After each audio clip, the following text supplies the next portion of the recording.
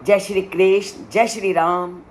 पूरी तरह से रामायण का 7वां कांड आज समाप्ति की ओर है और पूरी तरह से वाल्मीकि ने राजा दशरथ की राज्य व्यवस्था का वर्णन किया और बताया कि राजा दशरथ का साथ देने वाले उनके मंत्रिमंडल कितने गुणों से युक्त थे और उनके इन अद्भुत गुणों के माध्यम से ही जो राजा दशरथ का राज्यपाठ था वो बहुत सुंदर गति से चल रहा था। तेई मंत्री भी मंत्र हिते निविष्टै वृतो अनुरक्तहि कुशलहि समर्थै सा पार्थिवो दीप्तिम अवाप युक्तस तेजो मई गोबीर अवेदितो अर्का।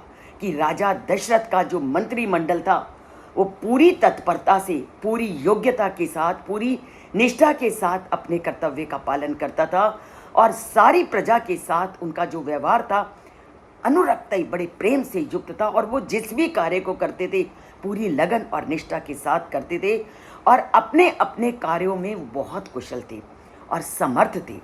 वो कोई भी ऐसा उन्होंने डिपार्टमेंट किसी को नहीं दिया था जो अपने कार्य को अच्छी तरह से निभा ना सके।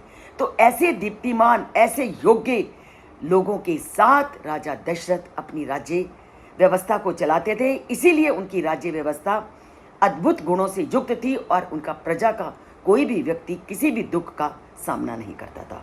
और वो राजा दशरथ कैसे चलाते थे? वो एक सूर्य की भांति थे।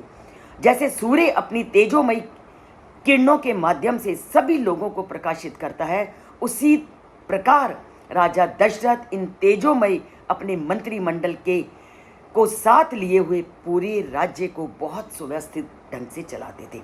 यह था उनका अद्भुत गुणों से युक्त मंत्रिमंडल। क्योंकि जब तक मंत्रिमंडल सुयोग्य, सुदृढ़, कुशल और निष्ठावान और तत्परता से युक्त नहीं होगा तो कभी भी कोई भी राज्य व्यवस्था सुचारू रूप से नहीं चल सकती।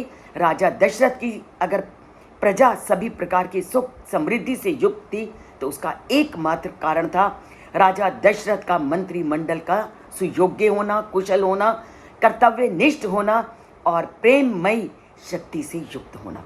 अगर किसी में ये गुण है तो वो राज्य हमेशा ही उन्नति की ओर जाएगा और ये सारे गुण थे राजा दशरथ के मंत्रिमंडल में। और आज भी हमें ऐसे मंत्रिमंडल की आवश्यकता है जिससे कि पूरी प्रजा, जो देश की हो, राज्य की हो या किसी भी संस्था की हो, अगर वो सुखमय वातावरण में रहेंगे तो वह उस संस्था को भी पूरी तरह से अपनी निष्ठा, अपनी शक्ति, अपने कार्य को प्रदान करेंगे।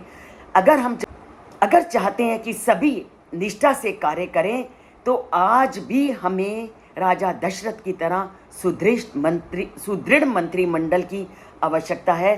तभी कोई भी राज्य, कोई भी संस्था उत्कृष्टता की ओर जाएगी। और इन सब चीज़ों को जानिए, चैनल से जुड़िए। सब्सक्राइब नहीं किया तो सब्सक्राइब कीजिए, पर लाइक पर अपनी उंगली ज़रूर दबाएं, क्योंकि राममय वातावरण को तभी आप प्राप्त करोगे। राममय जीवन को पाना है, चैनल से जुड़ना है, लाइक का बटन दबाना है, जय श्री राम बोलना है।